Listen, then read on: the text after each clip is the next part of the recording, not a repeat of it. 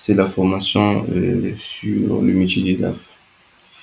Et dans cette partie de la formation, nous allons voir euh, rapidement votre prise de fonction, ce que vous devez faire, vous devez mettre en place dès votre prise de fonction de DAF.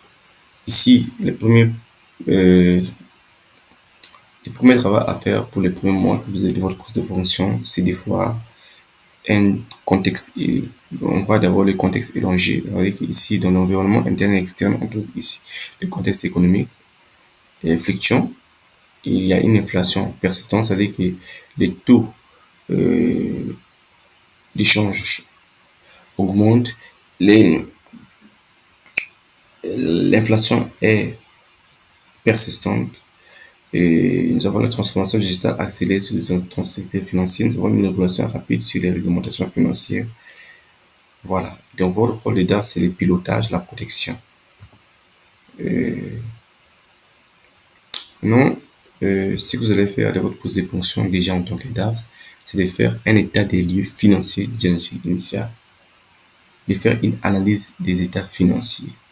D'abord, de faire une revue budgétaire, de faire des indicateurs clés. En tant que DAF, vous allez examiner d'abord le bilan. Et cette analyse financière, il y a des outils que nous allons vous donner pour pouvoir faire cette analyse financière. C'est l'analyse financière qui permettra à ce que vous puissiez voir les indicateurs, identifier les tendances et les anomalies par rapport aux données financières que vous aurez, que vous avez avec vous. Deuxièmement, c'est de faire la revue budgétaire. La revue budgétaire ici consiste à analyser les processus de construction des suivi budgétaires, d'évaluer les écarts provisionnels, de vérifier la fréquence des révisions. Troisièmement, de faire l'indicateur clé, évaluer la pertinence des KPI, donc les indicateurs clés qui sont mesurer leur impact clé, identifier les indicateurs manquants. Mais ça se passe avec l'analyse financière. Donc les outils, on va voir ça avec les applications de manière beaucoup plus correcte et pratique.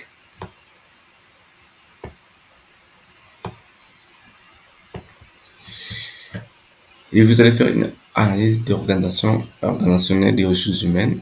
Donc ici, il s'agit de voir un peu votre direction comptable financière, votre organisation et trouver des failles, les insuffisances ou analyser les postes au niveau de la direction comptable et financière.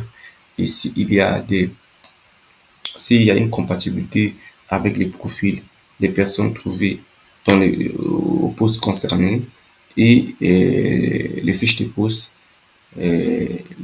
l'ancienneté, l'expérience, la compétence de chaque personne trouvée pour voir si vous allez maintenir ces mêmes personnes ou vous allez pouvoir faire des affectations, renforcement des capacités, permettre de monter en puissance, en compétence, monter en compétence et faire évoluer d'autres. Donc, il faut faire cette analyse organisationnelle des ressources humaines. Donc, vous êtes ici comme un coach aussi qui doit évaluer voilà, des personnels.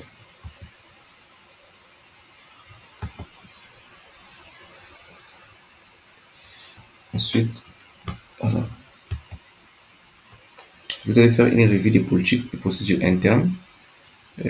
Bon, il s'agit ici de voir toutes les procédures de la direction. D'abord, vous devez faire cette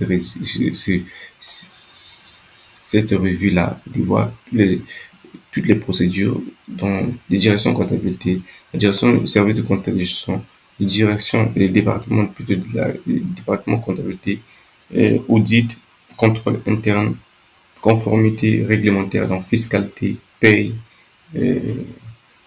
système d'information, et analyser toutes ces procédures et voir si ces procédures sont, euh,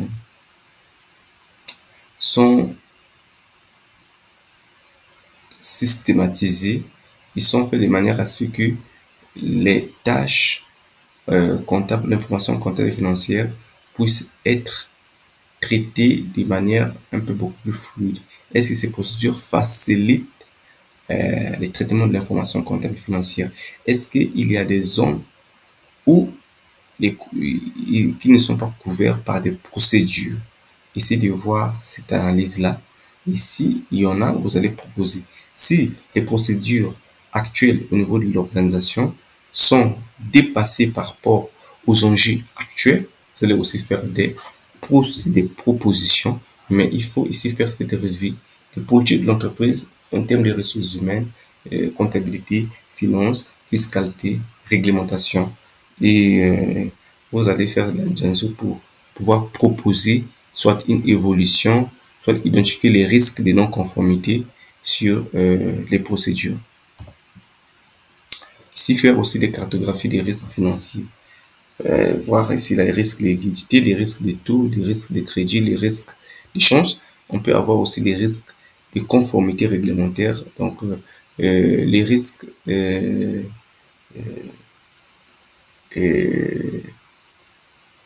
des politiques internes, vous allez identifier les différents risques. Ça, c'est des exemples que nous avons mis en place. D'accord? Donc, vous allez faire votre cartographie des risques que vous allez présenter et motiver ces risques-là. D'accord? Ici, faire ici aussi une analyse des outils du système d'information parce que le système d'information est un maillon très important qui facilite, qui permet en fait une euh, euh, rapidité dans le traitement de l'information comptable. D'accord? Lorsqu'une direction, surtout des grandes sociétés qui ont des informations comptables à traiter très très importantes, il faut avoir un système d'information qui est adapté. Ça peut intégrer aussi les réglementations, les reporting, certains des tableaux de bord interactifs qui facilitent une visualisation des indicateurs clés des performances de l'entreprise. Donc, vous allez faire l'analyse du niveau d'automatisation de vos systèmes d'information, de vos logiciels, et voir en fait le processus comptable et financier. Est-ce que cela est adapté? Est-ce que cela est intégré? Cela est lié, rattaché ou avec les autres directions? Est-ce que les informations provenant des autres directions sont intégrées de manière automatique dans le système d'information? Est-ce que l'information qui quitte la direction commerciale est automatiquement reprise dans le système d'information au niveau de la comptabilité? Est-ce que l'information qui quitte la paie peut être automatiquement reprise dans le système d'information au niveau de la comptabilité? Il faut faire cette évaluation-là et voir si il y a quand même des limites. Vous allez pouvoir progresser et proposer. Donc, parmi les limites que vous allez chercher, c'est le niveau d'automatisation, l'intégration du système, la capacité analytique. D'accord? Et vous allez voir, parce que le DAF doit avoir un sens d'innovation, comme on avait vu dans le module 1. C'était des cas de lieux. Donc, ici, vous allez faire la faiblesse et les forces. Force et faiblesse. Situer ici la force et faiblesse selon de l'entité ou de l'organisation. Parce que les forces, et ça peut être, par exemple, que l'entreprise a un système comptable robuste, les informations comptables sont à jour, les équipes sont performantes, la réglementation est respectée. Les faiblesses peuvent être que le processus de traitement de l'information est lourd, les délais, les délais de clôture trop longs, d'accord, le pilotage trésorerie très insuffisant, d'accord, les tensions au niveau de la trésorerie et tout. Ça, ce sont des faiblesses. Et ce sont ces faiblesses que nous allons transformer en défis, hein, et de manière opérationnelle. Et nous avons en fait ici après un plan d'action qui sera structuré comme pyramide ici par la vision, les objectifs spécifiques à atteindre et une stratégie à mise en place de ces objectifs ou à l'implémentation des objectifs. Et au niveau action, c'est là où sera réparti les tâches proprement dites de ces objectifs. Et donc, on verra ça ici. Donc, nous avons ici donc les rapports PowerPoint que vous pouvez utiliser pour pouvoir, alors, je vous présente ces objectifs, comment ça peut être implémenté d'une autre manière. D'accord, on va voir. Ici, c'est aussi ça, c'est un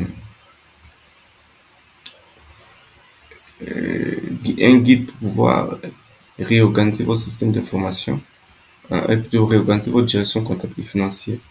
D'accord?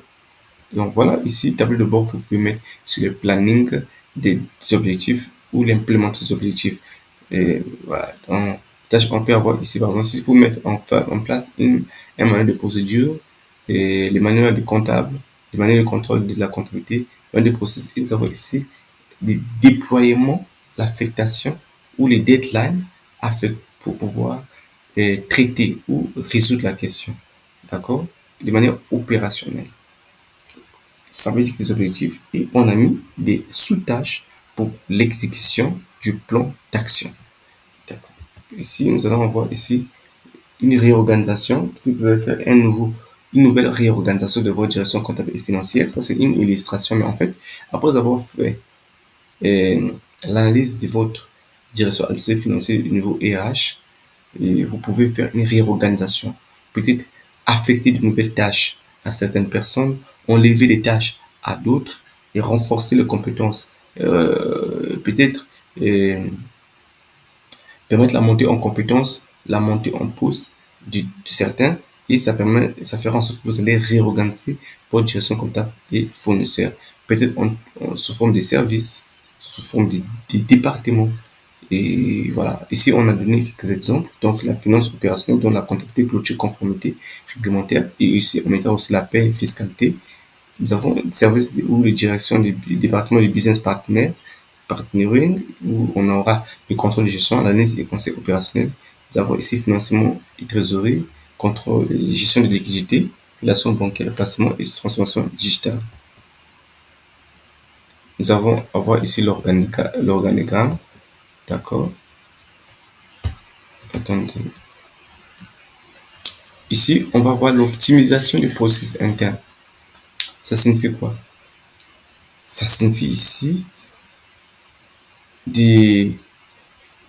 d'automatiser faire une certaine nombre d'automatisation, de faire des intégrations des API de système ERP pour faciliter cette automatisation et avoir la possibilité de visualisation ou la création des tableaux de bord. Ça peut être sur Excel, sur Power Query, Power BI ou dans le système d'information pour permettre de suivre et piloter, hein, d'avoir des indicateurs clés en temps réel qui permettra aussi une prise de décision rapide et une présentation au niveau du comité de direction ou de la direction générale lors des réunions de codure. La partie analytique ici permettant de faire des prévisions de trésorerie avancées et de modéliser ce scénario business. Stratégie, vision. Nous avons la vision, nous avons la mission. On va dépasser, ce n'est pas important. On va définir des objectifs stratégiques pluriannuels. D'accord? Nous avons ici une vision long terme. D'accord? Donc, une société, lors d'une organisation, est là pour rester dans le temps. Donc, le DAF, c'est aussi celui-là qui ne se limite pas à regarder aujourd'hui, mais voir dans 5 ans, dans 10 ans, dans 3 ans, dans 4 ans. Donc, votre politique doit se déployer sur plusieurs années. C'est pourquoi on va voir ici des objectifs pluriannuels sur les délais de clôture, les retours sur l'investissement, la réduction des besoins de fonds de roulement, l'automatisation et tout ceci. Vous pouvez avoir d'autres objectifs stratégiques, d'accord, qui vont être étalés sur le temps, sur 2 ans, sur 3 ans, mais avec des objectifs spécifiques opérationnels qui sera mesurable, qui sera voilà, analysé de manière régulière. Identification des leviers de création, donc ici, on va faire une optimisation des coûts. L'optimisation des coûts, ici, ça signifie que réduire les frais généraux, hein, réduire les frais généraux, renégocier donc les contrats fournisseurs, centraliser les achats, modèle de coûts flexibles. Ça, c'est quelque chose à voir. Gestion des besoins de règlement. Ici, il faut faire quoi? Il faut la réduction des délais de paiement clients, optimisation des stocks, allongement des délais fournisseurs. Allocation du capital, c'est-à-dire ici, il faut faire la priorisation des investissements à forte rentabilité. Donc, méthode d'évaluation ROI harmonisée, suivi post-investissement systématique. Donc, il faut utiliser les tables de bord analyse financière pour voir si les investissements consentis par l'organisation, par l'entité, ont un taux de rentabilité et auront un retour sur investissement. Et ça, il faut faire un plan financier, une analyse financière approfondie avec les outils que nous allons voir par la suite. Ici, vous avez le plan d'action. Donc, ici, le plan d'action, vous allez l'établir par 3 mois, 3 mois, 3 mois. Par exemple, les premières phases, ça va être les premiers 3 mois. premier trimestre, c'est des phases d'urgence. Deuxième, ce sera la phase de 4 à 6 mois, c'est la phase de consolidation. Ensuite, la troisième étape, ce sera de 7 à 9 mois, c'est la phase de transformation. Et du 4 à 12, du 10 à 12 mois, c'est la phase d'optimisation. D'accord. Dans la phase d'urgence, c'est sécuriser les trésoreries immédiates, mise en place des reportings hebdomadaires. Phase de consolidation peut être le déploiement de nouvelles procédures, formation des équipes, nouveaux processus, implémentation des premiers outils digitaux. Et la phase de transformation, ici, c'est la structuration complète de l'organisation, déploiement du nouveau système d'information, réforme du processus budgétaire, ainsi de suite. Donc, ces modules, vous allez l'avoir aussi de la plateforme, d'accord, de la formation DAF. Tableau de bord et suivi des performances. Vous allez présenter tableau de bord et suivi des performances.